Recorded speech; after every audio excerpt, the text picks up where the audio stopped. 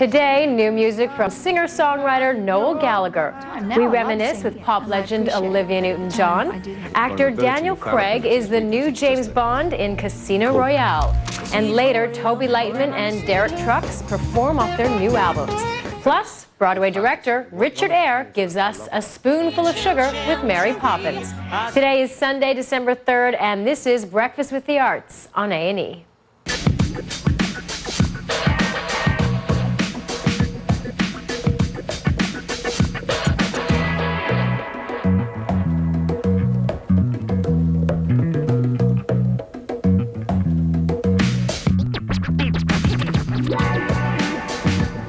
Good morning, I'm Karina Huber. Liam and Noel Gallagher are often referred to as the battling OASIS brothers. But for millions around the world, their band is widely regarded as one of the best and most defining rock and roll bands of the 90s. OASIS is also one of the most successful acts of the past 10 years. Their new release, Stop the Clocks, is the definitive OASIS collection. And this morning we're joined by Noel Gallagher. I would like to leave this city, 'cause this old town don't smell too good. I can feel the warning signs running around my mind. And if I could leave this island and book myself into a soul asylum, but I can feel the warning signs running around my mind. Here I go, scratching around in the same old hole. My body feels young, but my mind is very old.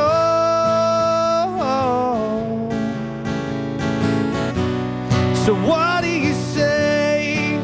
You can't give me the dreams that are mine anyway. You're half the world away, half the world away, half the world away.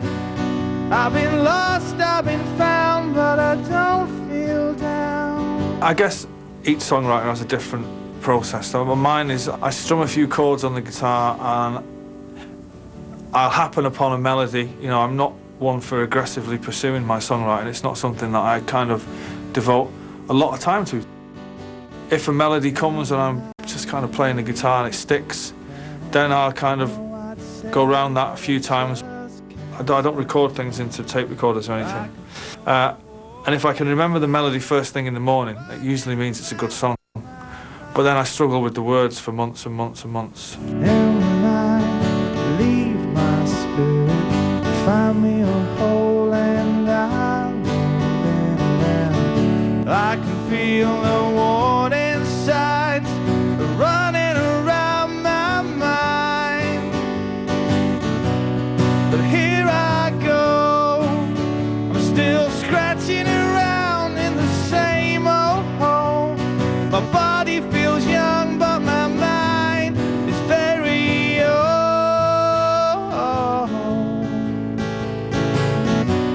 So what do you say? You can't give me the dreams, 'cause they're mine anyway. You're half the world away. I've written a couple of songs on the road, and they were pretty good actually, but to be quite honest, I get so busy doing interviews and doing the gigs, and then you've got to enjoy yourself and all that. One has to live one's life.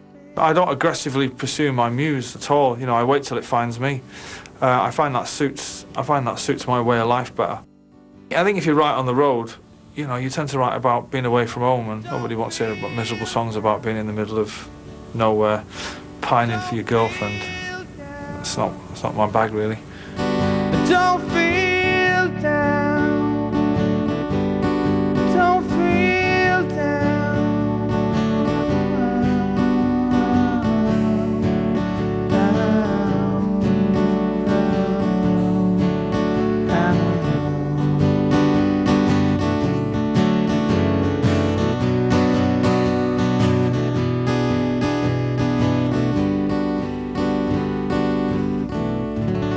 I never wake up with songs in my head, or unless I've been doing something the night before with the guitar or something. But I usually write my songs by listening to other people's, which sometimes infringes other people's copyright.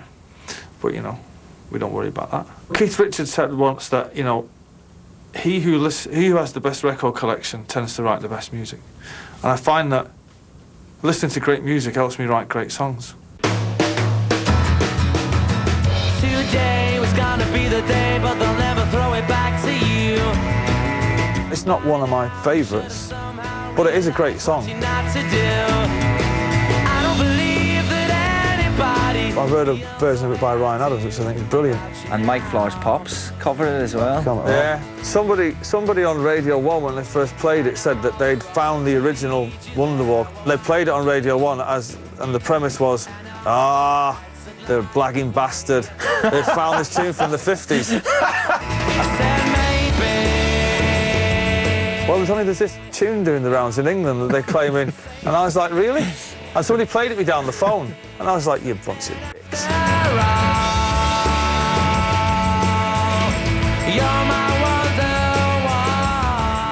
I'm not like one of those songwriters that considers my songs to be children. You know, like you meet people and they say, oh, they're all my, you know, they're not babies, they're songs.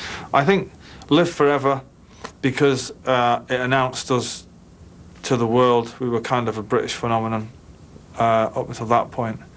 Wonderwall, because it pays the bills. Great chunks of the last record, Don't Believe the Truth, I'm very proud of, because I kind of found, I rediscovered my enjoyment of songwriting, because I didn't enjoy it for a long time, because I felt that I'd achieved so much in such a short space of time, and I kind of went off the boil a bit and started to enjoy myself a little bit too much, as only one would.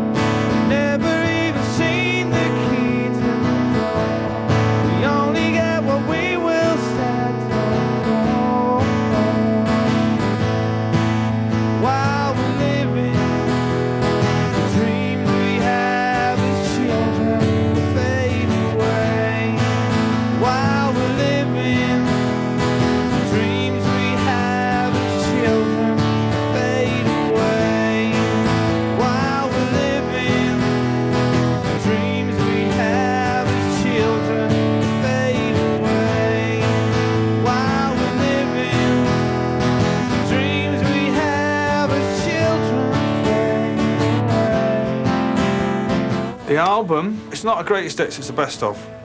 So there's a lot of stuff on there that maybe American audiences would not have heard of before.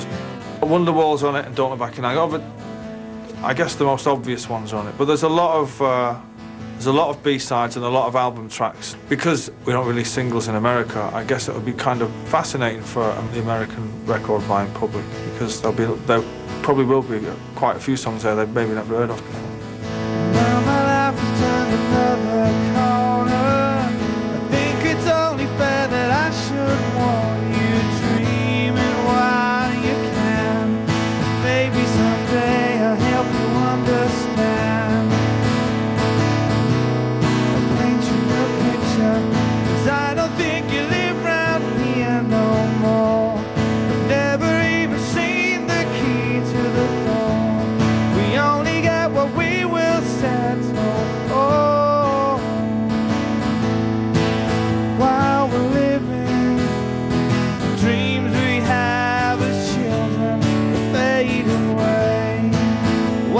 I drew up a list of all my favourites, and then that came to maybe 30-odd songs, and then there was kind of just drawing lines through reasons why they shouldn't be on there, you know. Not a very good recording, don't like the way it sounds, blah, blah, blah. Eventually got down to about 25.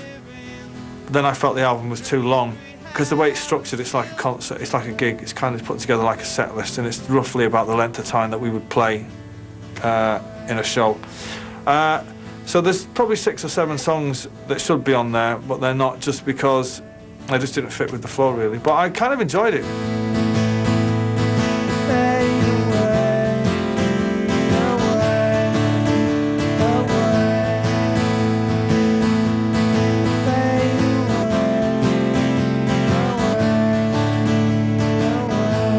I guess the songs that are on there, I'd consider them to be the most famous Oasis songs. I don't really know what our fans want. I try not to have that much to do with them, to be honest.